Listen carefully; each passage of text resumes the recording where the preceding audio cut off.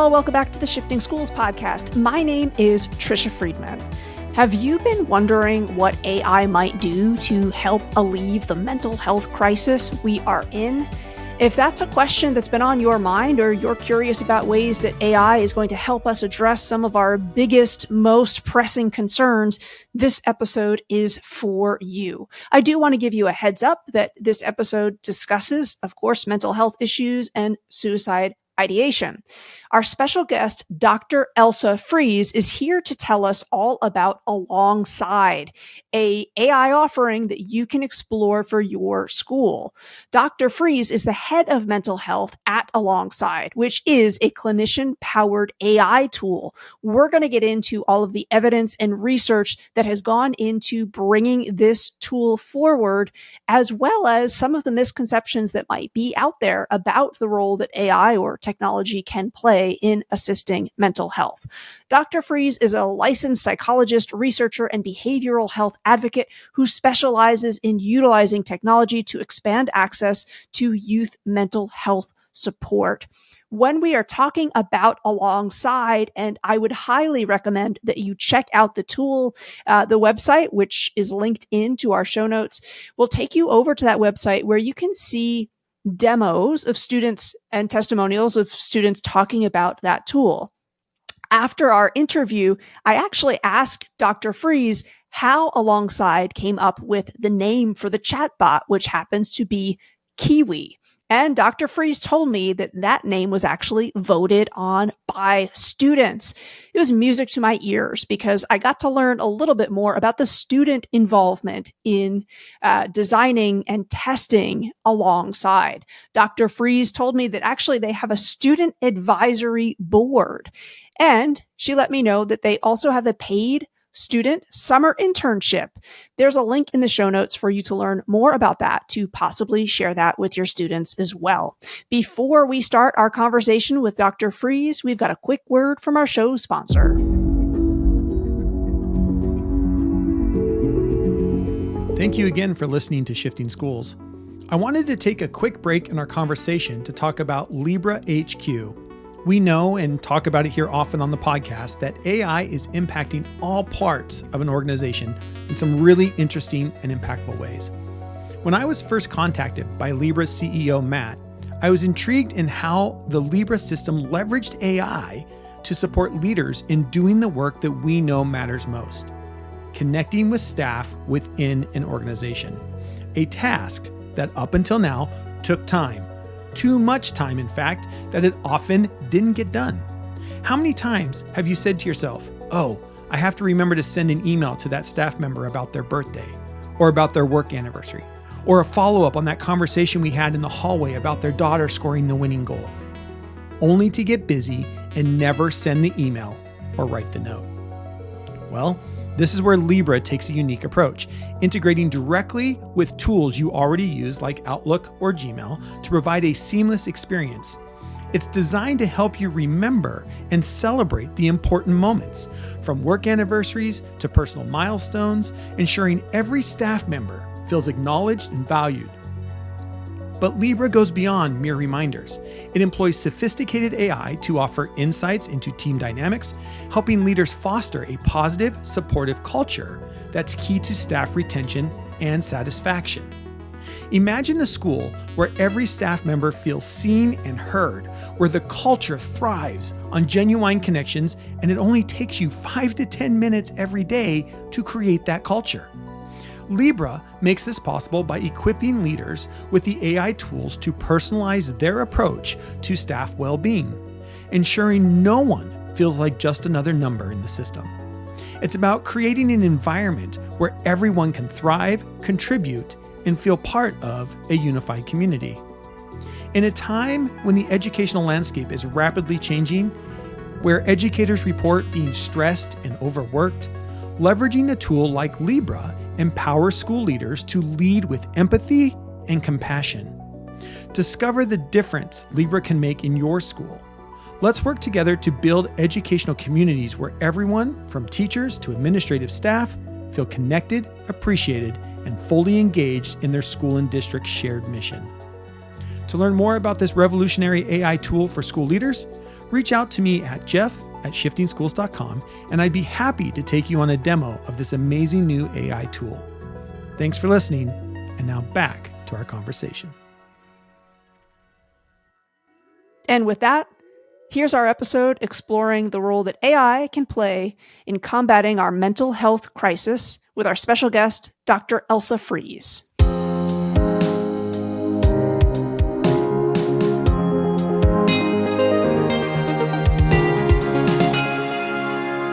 Dr. Friis, you are the head of Alongside, which is a clinician-powered AI tool. Listeners, I think that might even just stop you in your tracks. You might want to hit pause, head over to the show notes to look at Alongside before you listen to the rest of this episode. Listeners, have you come back? Okay, great.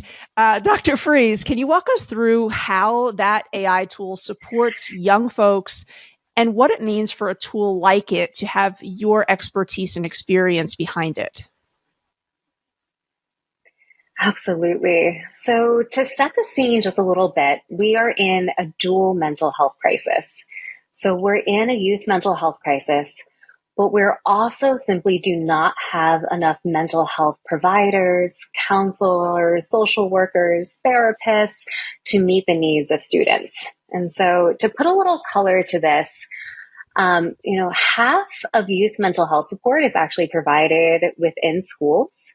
And yet 85% of schools cannot meet the needs of students.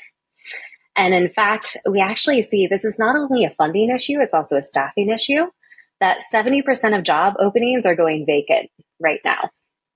And so combine that with the fact that 1 in 5 high schoolers are having serious thoughts about suicide, according to the CDC. And if you actually just listeners pause and think about that, like picture 5 kids that you know. So maybe it's 5 of your kids' friends, maybe it's 5 kids in your class.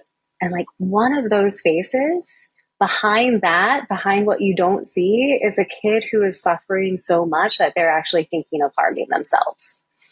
So, when we're thinking about Alongside, we're turning to technology with the recognition that the fact is we simply don't have enough mental health providers, and we're not going to be able to train our way out of this. It's going to take years and years until we provide, we need, I think it's about 100,000 additional mental health providers in schools right now. And so when we look at it through this lens, we are turning to technology to say, how can we have those brief interactions with kids where we are providing some support, a warm and validating space, and helping them feel seen and heard? Because we also know that kids are carrying this invisible backpack with them to school. And so this is filled with their stress, their trauma, their historic lived experiences, maybe anxiety. And so when kids are coming to Alongside, they can chat about anything that they're going through. So maybe it's a kid on the bus. They're freaking out about their test in second period. And so what we're trying to do is we're going to use AI to match them with a strategy that one of our amazing clinical team members has written or curated. And they're going to try to just target that small, that rock in their backpack that's weighing them down. And slowly, we can help them kind of unpack that. They're going to feel lighter. They're going to feel more supported and hopefully be able to have that little kind of coaching or boost that they need to start to get through their day. And I know for some people, this idea of marrying mental health and technology, it might seem like, oh my goodness, is this brand new? But there is a history. I actually love sharing the story of what the Trevor Project did in partnership with Google years back to upskill. They needed more crisis trainers and they employed AI. I'll link to, there's a great talk at Google that folks can listen to learn more about that. And I know that you are no stranger to the idea of using technology in this context. Is there more that you'd like to say about, I think when many people think AI, our minds go to media, right? We think about movies and TV shows. Is there anything that you would like to clarify about this partnership of mental health and technology, and why it's not necessarily, this wild, untested idea or approach? It's so true. The first AI chatbot for mental health was actually developed in 1967 by a researcher. It's called Eliza. And so this computer scientist was like, hey, could we figure out a way where I can kind of tell this computer how I want it to respond and sound like a human? And so it's been actually around for quite a long time. I think when, especially with the emergence of these generative AI models that all of a sudden really now sound like a human, this is where it's like, oh my gosh, what's going on? Is this going to take over our jobs? Are we, is this going to replace every therapist? And I'm here to say no. And that is not the goal of Alongside either, is to not replace therapists. We want to be an on-ramp to school counselors and therapists as well. And I think one way of thinking about generative AI, our head of AI, Dr. Sergi Feldman, explained it to me this once, and I just love this analogy, is generative AI is like an alien that wanted to come down to Earth. And so to prepare, read every single thing on the internet and came down and then said, okay, I'm going to try to fit in, and I'm just going to pull things from everything I've learned until it seems like people like me and are going to fit in. And so generative AI is really great at sounding like a human. It's really great at kind of knowing these weird facts that you feel like it shouldn't, but it is not good at critical thinking. It is not good at making decisions. And so a lot of decades of research has already been done on ways that we can use different applications of non-generative AI to help make decisions, to help understand what's going on, and that human computer interface.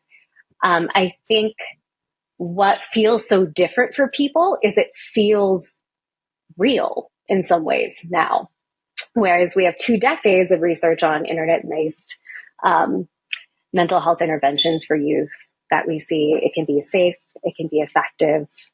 There's many ways to do it. Yeah, and the research is really interesting. I'll pull out the link and share this in the show notes as well. But there's been research that suggests people actually share more with an AI therapist than they do with a human one.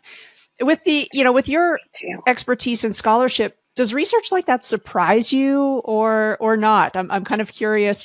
Myself not having the degree that you do, I wasn't sure actually if I found that surprising or not. And I'm kind of wondering, does that not surprise you? Yeah, I think having worked in the mental health field, it's so interesting because I think there is still sadly so much stigma around mental health. And so I think, I've worked all around the world. I've spent a lot of my time working in Kenya. I've worked in many different cultures and communities across the US. And so we learn from the environment what is safe to talk about, what is not safe to talk about, how to talk about it in a safe way. And so what I think some of the beauty of this, talking to an AI or a robot, is the anonymity, where it's I don't have to test out and figure how do I phrase this in a way that people are going to respond in a positive way or they won't judge me for. And so in that way, it doesn't. And we see that too a lot about, even in taking surveys. If we never want to, prime people, to think about anything that might make them feel embarrassed or sensitive before taking a survey. We don't really want people to watch us fill out surveys. We want to feel like we can just disclose this, even if we know someone is going to read it later on. Yeah.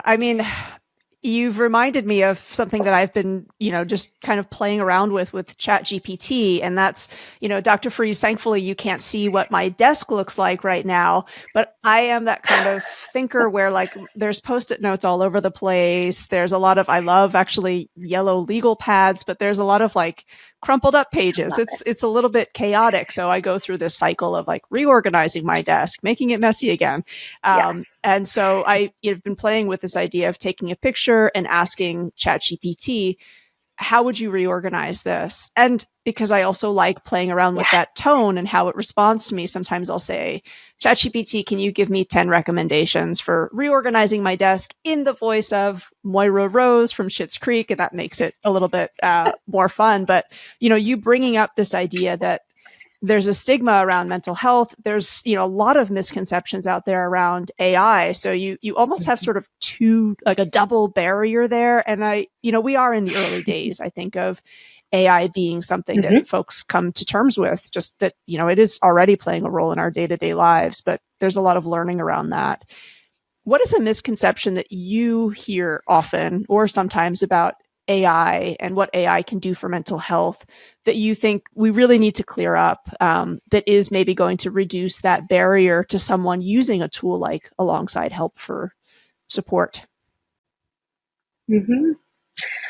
Absolutely. I think from schools, we hear a lot of concern that this is going to replace them. And again, I think that's why I set the stage of like, this isn't meant to replace. And we have to be really thoughtful about that. And that we need to really be careful about like, what are the limitations? What is it good at? What is it not? And what level of concern are we willing to let it handle? So AI is really, really good. Large language models can be really great at detecting if a student is talking about self-harm, suicide, or abuse. So we can train a model to do that.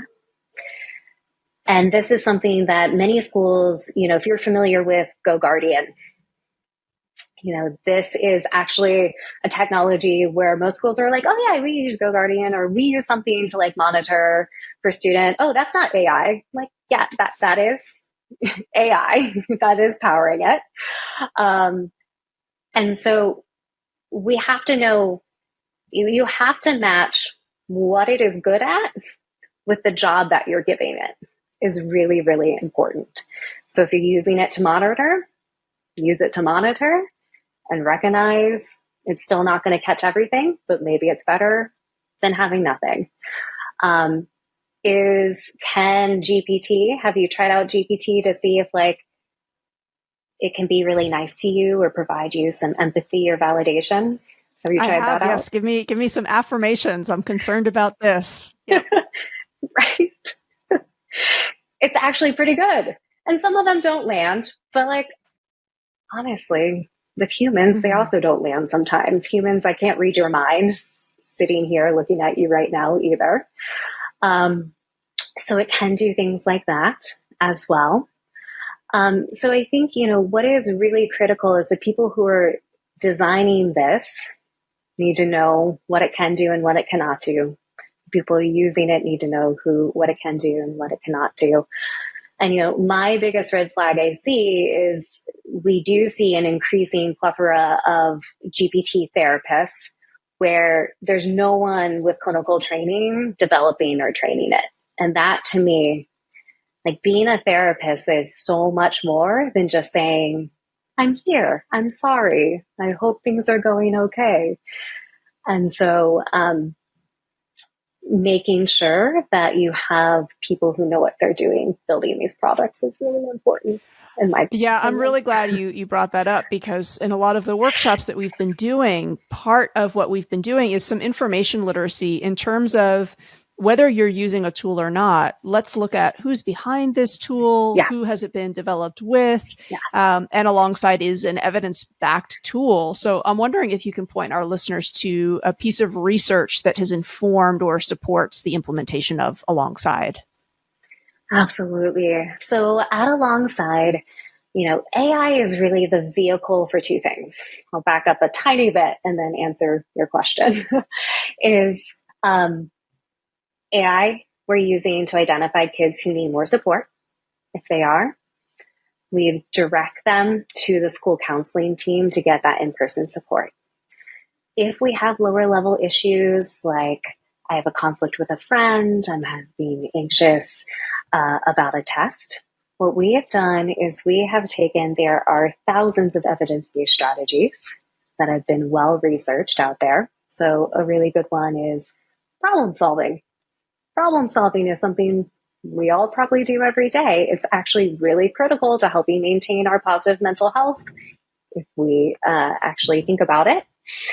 And so we use AI to determine the core issue a student is struggling with, and then match it with the best evidence-based strategy that we think will fit that situation. So it could be problem solving. It could be having a mindful moment where we take some deep breaths and just try to calm down. It could be pulling from cognitive behavioral therapy where we are talking about noticing our anxious thoughts and trying to reframe them or come up with more positive thoughts.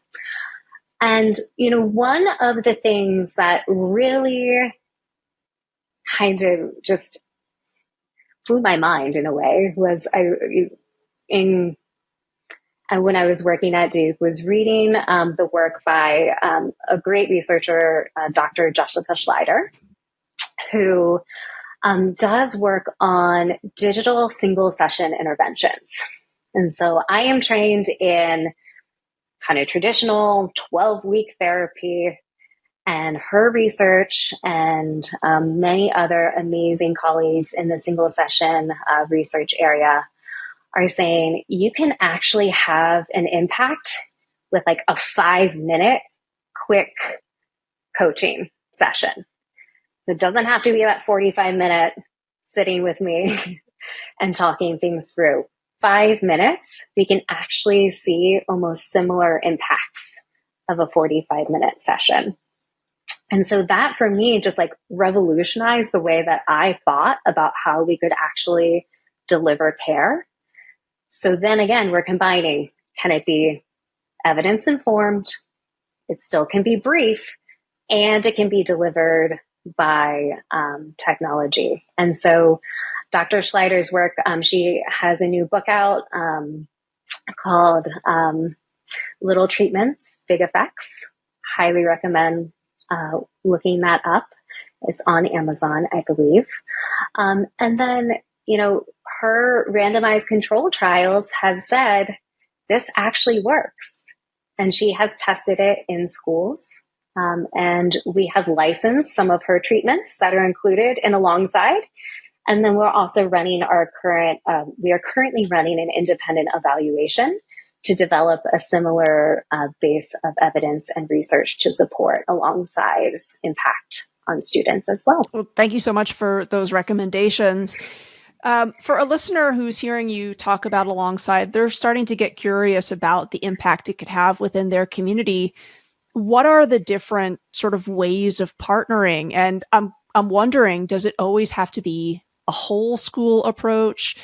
Because I'm guessing there are also just smaller groups within a community who are thinking, as you mentioned, depending on where you are, it can be very difficult to get the support that your child might need. So what are kind of the options in partnering with alongside, or what does a school need to do in order to get started? Absolutely. We partner with schools of all sizes. And so we work at the building level, grade level, smaller group level, or even as big as the district level as well. And one of the reasons we do want to work, currently we are just working exclusively with schools. We aren't doing like a direct to consumer. You can't just go online. And part of this reason is, we see the incredible impact that we can have in this early prevention, early intervention space. But we also want to make sure those kiddos who do need more support are sorry, are able to get it by connecting with a trained school counselor or other faculty member at the school. And so for any interested school or district, they of course can go to our website, which is alongside.care, and you can actually check it out and try it for yourself. And so I would encourage anyone who's interested to go on. There's a little demo button that says try the app, and you can get to talk to Kiwi yourself.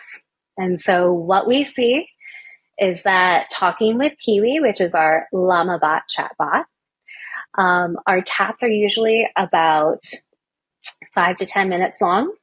And 90% of the students who are using Alongside say that one chat was actually really helpful and has improved their mood. And so in our research, what we're also looking at is we know there's a short-term impact, and we hear amazing, great stories from our school partners also impacting the school climate and culture, reducing the workload burden on school counselors.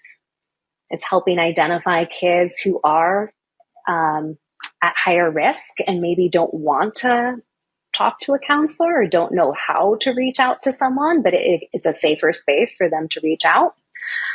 And that it's just having that overall impact on how students are engaging. So decreased behavioral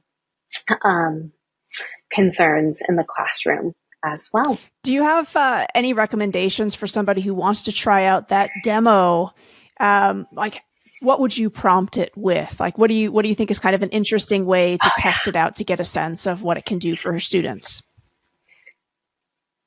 Oh, it's, one of my favorites is just go in and I would say, I feel like a failure.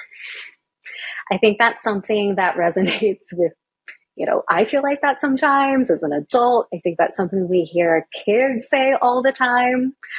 That is one of my favorite ones. And I will also, I just have to give a shout out to one of my colleagues. So all of our self-worth content is curated by my colleague, Dr. Blanca, who just has this amazing way. I don't know how she does it, but if like you feel her warmth come through on those chats. You don't want to do chats I do. Mine are sassy and kind of irreverent.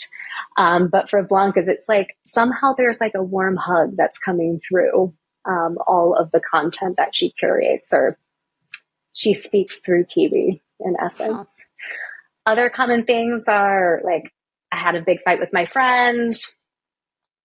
I have a test coming up and I'm anxious about. Those are some other common things students chat with us about. Well, thank you for that. It was an important reminder too of, I think sometimes, and many big thinkers have kind of said this in more articulate ways than I will, that artificial intelligence, it's not actually artificial, like there are humans behind all of this technology. Yes. So it's interesting just again to hear you speak about time, concern, research that's gone into Alongside, and that these are folks that so we will be sure to link to Alongside. We'll link directly to that demo. I am sure people will be very curious to test that out and to learn more. So Dr. Friis, thank you so much for coming on the show to talk about Alongside with us. As always, folks, thank you for tuning into the Shifting Schools podcast. I do want to let you know we received feedback from a few fellow listeners who were asking if Jeff and I were going to offer anything specific on AI and feedback. So we've taken your feedback on, and coming up this April, we are offering AI-fueled feedback. This is a 90-minute webinar on April 9th. We have it priced at an early bird rate from now until March 5th. So please head on over to the show notes, learn about our early bird rate and learning with Jeff and I this April. You can also find more on AI-fueled feedback by heading over to www.shiftingschools.com. Thanks for listening. See you next week.